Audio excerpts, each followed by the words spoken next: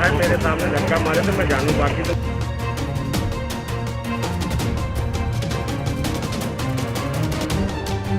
नमस्कार, आप देख रहे हैं वीके न्यूज और मैं युधिष्ठिर उपाध्याय। धर्म की आड़ में बेशकीमती सरकारी जमीनों पर अवैध कब्जा करके धार्मिक स्थल खड़ा करने वालों पर योगी सरकार लगातार कार्रवाई कर रही है, जिससे कुछ धर्म के ठेकेदारी करने वाले बिलबिलाए हुए हैं और सरकार पर तरह तरह के आरोप बढ़ रहे हैं। कुछ दिन पहले ही उत्तर प्रदेश के बाराबंकी जिले के दरियाबाद में अवैध रूप से बनाई गई 100 साल पुरानी मस्जिद को उठा दिया गया था, जिसके बाद कट्टरपंथियों ने जमकर बवाल भी काटा।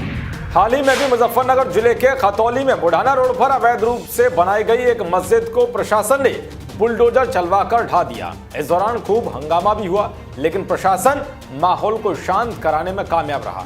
इस मस्जिद के ढाए जाने के बाद से जहां कट्टरपंथी भड़के हुए हैं, तो वहीं खुद को मुसलमानों का ठेकेदार समझने वाले असदुद्दीन ओवैसी भी अब इस मामले में कूद पड़े हैं। दरअसल ध्वस्त की गई मस्जिद को लेकर ओवैसी ने ट्वीट कर स्थानीय प्रशासन पर सवाल खड़े किए। साथ ही उन्होंने योगी सरकार पर भी कई मुद्दों को लेकर निशाना साधा। उन्होंने बिना जांच पड़ताल के मस्जिद पर कार्रवाई करने का जिक्र करते हुए कहा कि स्थानीय प्रशासन ने बिना कागजात मांगे ही मस्जिद को गिरा दिया। ओवैसी ने कहा कि सरकार मुसलमानों पर जुल्म कर रही है। उन्होंने ट्वीट करते हुए लिखा कि उत्तर प्रदेश के खतौली मुजफ्फरनगर में मस्जिद को एसडीएम इंद्रकांत द्विवेदी ने गिरवा दिया।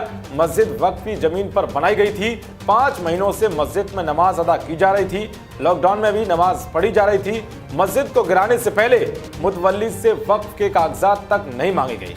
तो ओवैसी के इन तमाम आरोपों का मुजफ्फरनगर पुलिस ने जवाब दिया है कि आखिर ऐसा क्यों किया गया और इसके पीछे की क्या वजह थी। मुजफ्फरनगर पुलिस ने जवाब देते हुए कहा कि खतौली थाना के बुढ़ाना रोड पर वक्फ बोर्ड की जमीन सुन्नी कब्रिस्तान के नाम से है, जिस पर अवैध रूप से कब्जा कर जुबैर शकील ओसामा की ओर से निर्माण कराया जा रहा था। शिकायत मिलने पर कार्रवाई की गई। सूचना पर जिला अल्पसंख्यक कल्याण अधिकारी मुजफ्फरनगर भी मौके पर पहुंची। दरअसल जानकारी तो ये भी है कि जहां का ये मामला है, वहां कुछ लोग मदरसा के साथ मस्जिद का निर्माण कर रहे थे। कुछ लोगों ने दीवारें बनाकर उसे धार्मिक स्थल का नाम दे रखा था, जबकि ये जमीन वक्फ संपत्ति में दर्ज है। इसे लेकर प्रशासन से शिकायत की गई थी, जिसके बाद पूरी तरह से छानबीन की और जांच के बाद प्रशासन ने ध्वस्तीकरण की कार्रवाई की। अब सवाल है कि जब प्रशासन ने तमाम कानून पहलुओं को ध्यान में रखते हुए कार्रवाई की, तो फिर ओवैसी जैसे नेता इस मामले को धार्मिक रूप देकर बवाल क्यों काट रहे हैं? जो खुद बात बात पर संविधान की दुहाई देते हों, फिर इस मामले पर ओवैसी संविधान को क्यों भूल रहे हैं? देश और दुनिया की तमाम खबरों को पाने के लिए देखते रहिए वीके न्यूज। नमस्कार।